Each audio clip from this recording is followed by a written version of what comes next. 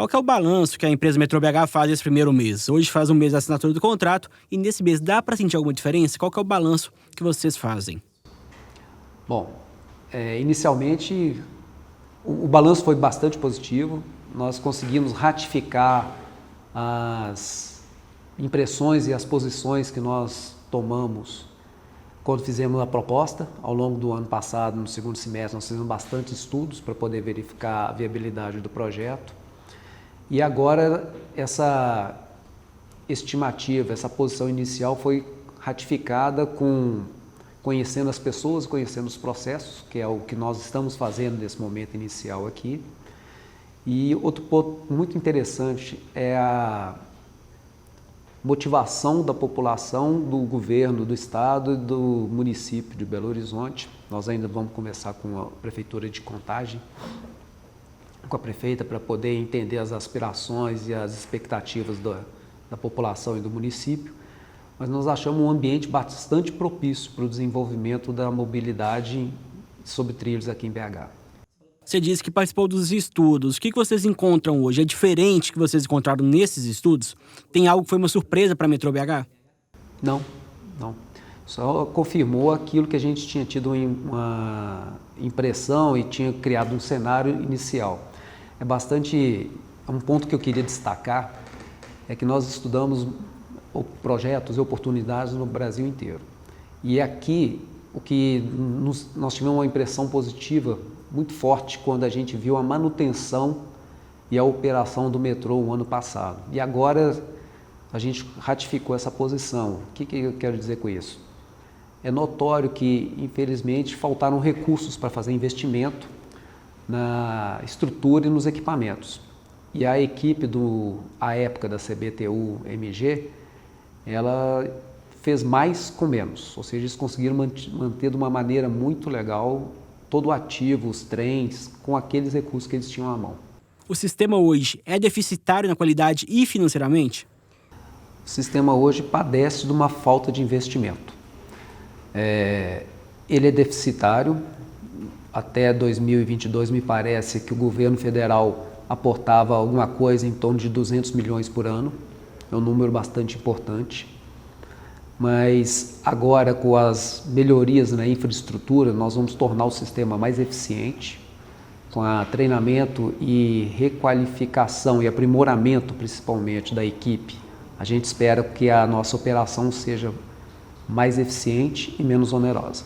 Quando você fala do subsídio que era pago pelo governo, isso impacta também nas finanças da empresa?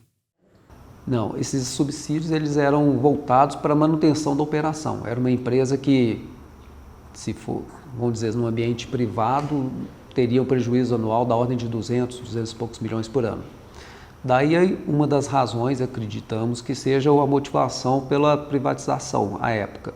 Assim, considerando durante nosso processo aqui, vão ser uma concessão de 30 anos, imagina o custo de se manter aportes federais na ordem de 200 milhões ao longo dos 30 anos.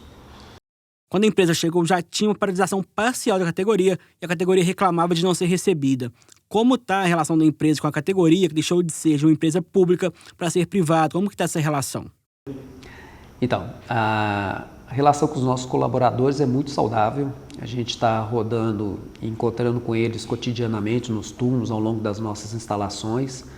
Existe sempre aquela expectativa, Lucas, de como que vai ser uma empresa, como que vai ser a relação de uma empresa privada com os colaboradores que também se acostumaram com uma relação com a empresa pública. E à medida que a gente está encontrando com os colaboradores, nós estamos esclarecendo esses pontos, essas dúvidas que eles têm. Esses funcionários estão sendo recebidos? Há uma melhora na conversa? Porque eles alegavam que não eram recebidos pela CBTU à época da privatização. E agora, eles estão sendo ouvidos? Quando indica a privatização, como foi no início desse ano, como é que vocês fazem essa negociação? Vocês pedem escala mínima? Como que é essa negociação? Então, até hoje a gente não teve ainda uma reunião para tratar das pautas relativas a uma empresa privatizada. A greve ocorreu no passado e agora recentemente com uma pauta específica da mudança do enquadramento dos colaboradores. Eles eram funcionários públicos federais e aí com todo esse processo eles passaram a ser funcionários seletistas privados. Então a gente entende que essa pauta não é direcionada, aliás, na verdade não é só entendimento, essa pauta não é direcionada ao metrô BH, essa pauta é direcionada a um modelo para o qual ele, por razões da privatização, consequente da privatização, ele não existe mais. Em relação à categoria, foram abertas novas vagas de emprego, como chefe de estação, operador e PMO. Esse quadro de funcionários é deficitário? A empresa pretende ampliar o quadro para melhorar o serviço? Veja, nós vamos entrar agora, Lucas, num processo importante de ampliação da capacidade operacional da empresa. Então nós vamos começar em agosto desse ano, nós vamos começar a ampliação das estações, a ampliação dos pátios, reforma das estações e reforma da via permanente, da linha 1, que é a linha existente. Com isso, nós vamos abrir uma quantidade bastante significativa de empregos. Nós estamos estimando que os empregos gerados diretamente vão ficar na ordem de 28 mil. Então, o que vai acontecer? Nós vamos precisar de ter profissionais de todas as formações, trabalhando dentro da empresa e com a nossa empresa. Então, para isso, nós já mapeamos dentro da nossa equipe uma série de profissionais que têm qualificação, mas não estão sendo aproveitados na função para a qual eles se capacitaram. Por exemplo, existem vários engenheiros que não desempenham esse papel aqui dentro. Então, existem, por exemplo, engenheiros que hoje são supervisores, líderes de estação. E esses profissionais, eles podem ser aproveitados, dentro da companhia, nessa nova fase que a companhia vai começar agora em agosto, numa posição de engenharia. Então nós estamos mapeando, conhecendo essas pessoas, mapeando os nossos colaboradores, apreciando as qualificações técnicas e pessoais de cada um para conhecê-los. E nós já estamos com a nossa nova estrutura sendo desenhada para fazer frente a esses investimentos. Então o que vai acontecer? Nós vamos ter uma grande movimentação de colaboradores dentro da companhia para se adaptar a esses próximos 6 anos de ampliação. Nós estamos falando de alguma coisa em torno de 3,7 bilhões de investimentos. Então, só para a gente ter ideia, agora em agosto, nós vamos iniciar a reforma de 10 estações da linha 1 ao mesmo tempo. Em outubro, nós vamos começar a revitalizar a infraestrutura da linha 1. Nós temos uma série de dormentes para ser trocados, trilhos para ser trocados, catenário para ser revisada, subestações para serem adequadas.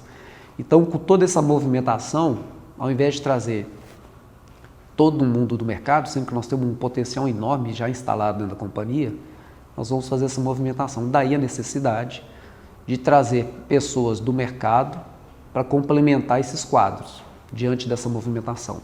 Em relação às obras que você citou agora há pouco, você consegue detalhar quais seriam, quais estações, o que vai ser feito primeiro neste momento? Claro. No primeiro momento, nós temos que fazer a revitalização das estações da linha 1. Nós temos 19 estações, onde o nosso programa nos orienta, o programa de concessão nos orienta a fazer a reforma de 10, o primeiro pacote de 10 e o segundo pacote das 9 subsequentes. Nesse primeiro pacote das 10, vou dar um exemplo, Estação Lagoinha. Ela estava prevista no cronograma contratual para ser executada em 2 anos.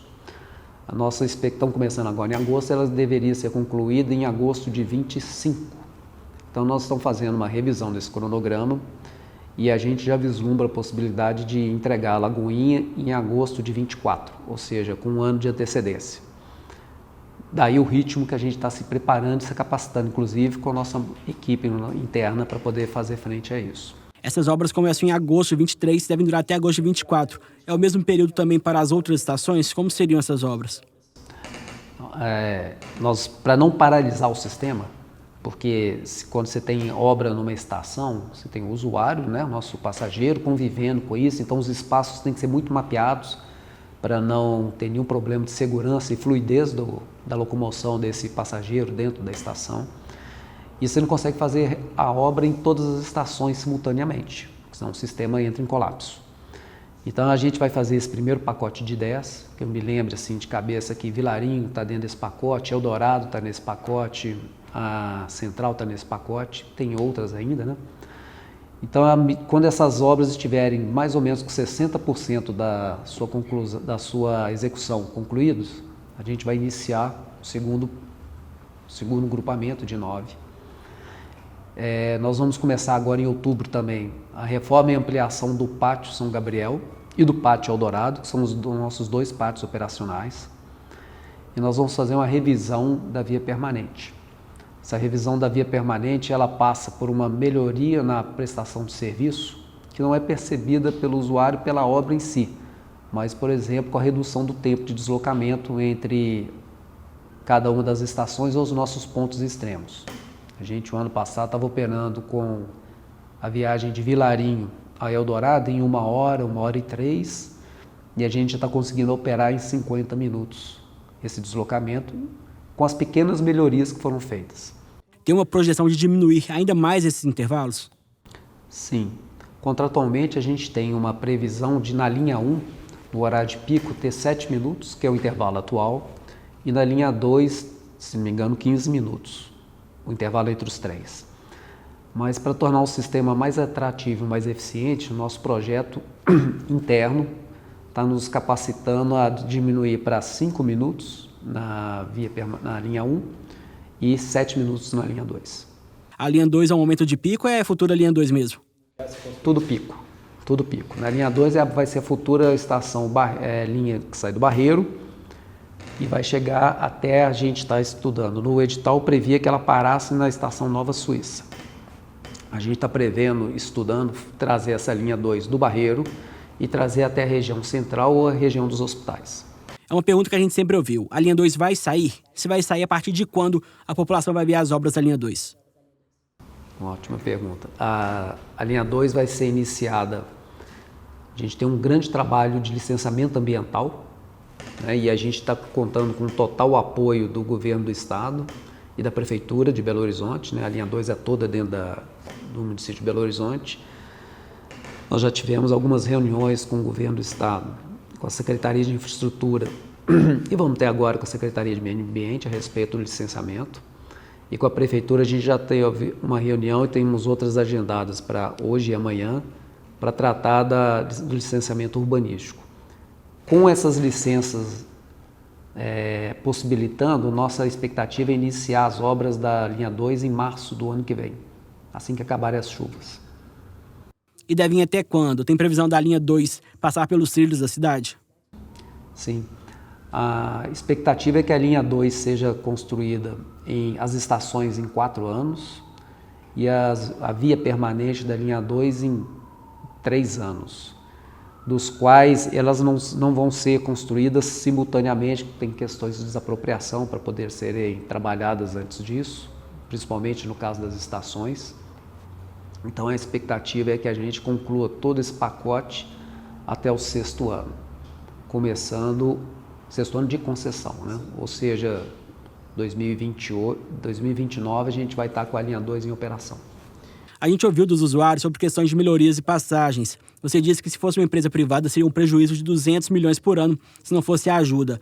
O metrô BH ele sofre prejuízo com a operação? Pode aumentar a passagem nos próximos meses? Não, hoje a empresa está naquela fase de transição que eu comentei e ela opera em prejuízo. Quando que esse prejuízo vai ser revertido em resultado? Quando nós melhorarmos as nossas operações. Conforme eu tinha comentado, a gente está passando por aquele momento de transição, né, onde que a gente saiu do modelo estatal com a estrutura e eficiência estatal para se preparar e adaptar para uma operação mais eficiente. Então nós estamos fazendo essa transição, mapeando os processos e com os investimentos que vão ser feitos ao longo desses 6 anos, nós esperamos ter uma empresa mais eficiente. A questão do aumento nós vamos ter então um resultado operacional interessante e positivo à medida que a empresa se tornar mais eficiente, que a população acreditar na prestação de serviço de qualidade, segurança e pontual e voltar a utilizar o metrô como um modal prioritário para transporte urbano.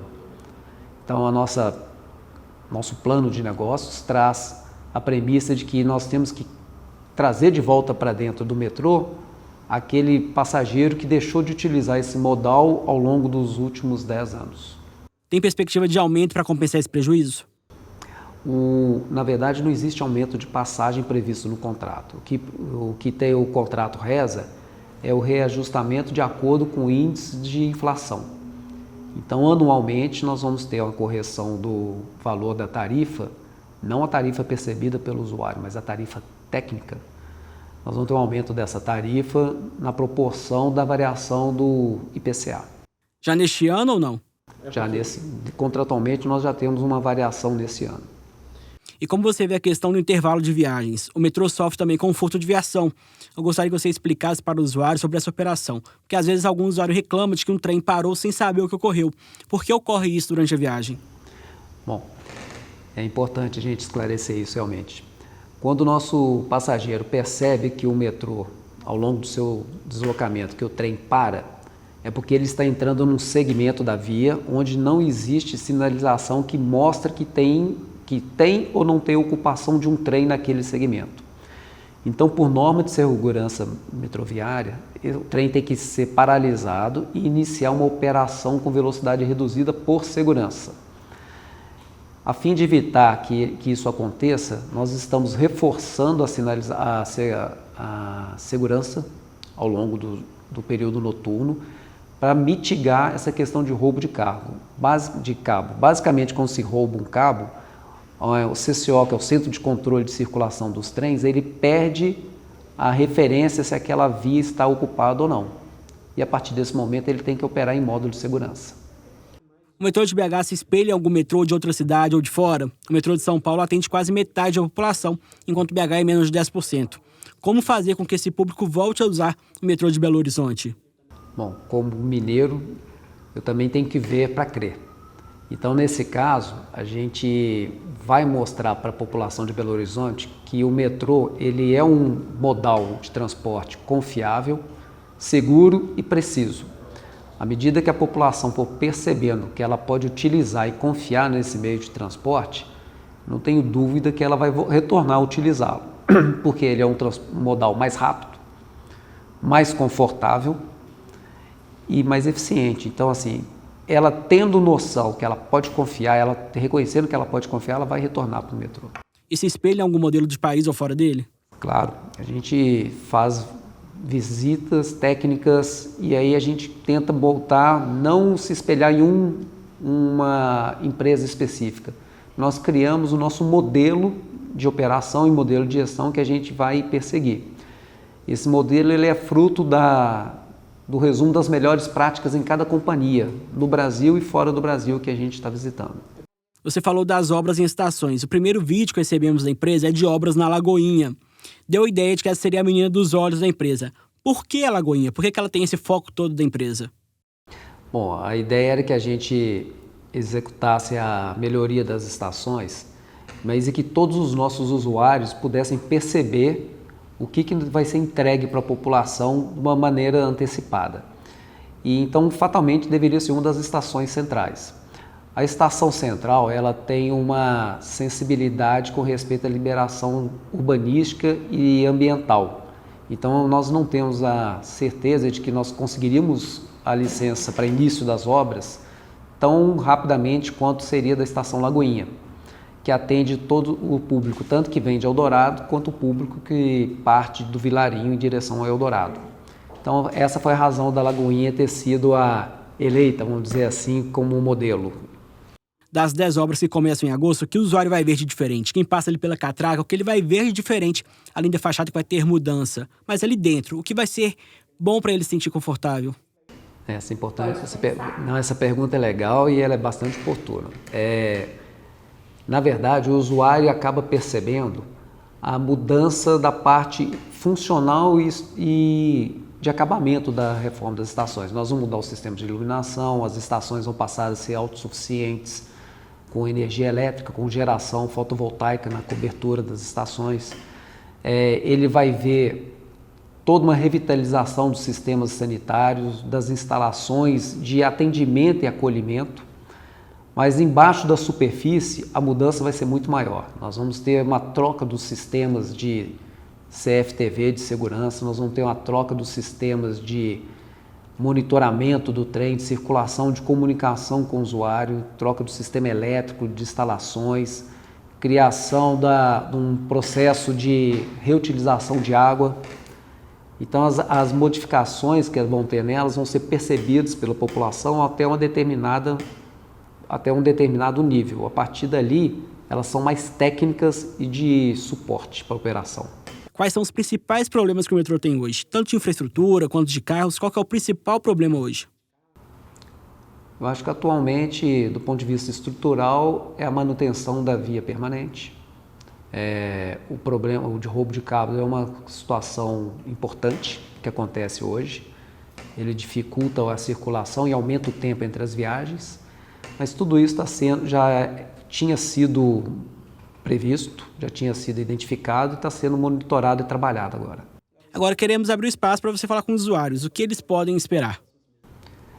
Bom, nós queremos fazer um convite a todos vocês para que vocês voltem a utilizar o metrô e que tenham paciência, porque a partir de agosto desse ano, nós vamos iniciar um pacote de obras muito grande que pode dificultar um pouco a circulação nas estações, mas brevemente todos vão ver o resultado disso e a melhoria não só na operação quanto nas estações para acolhimento de todos.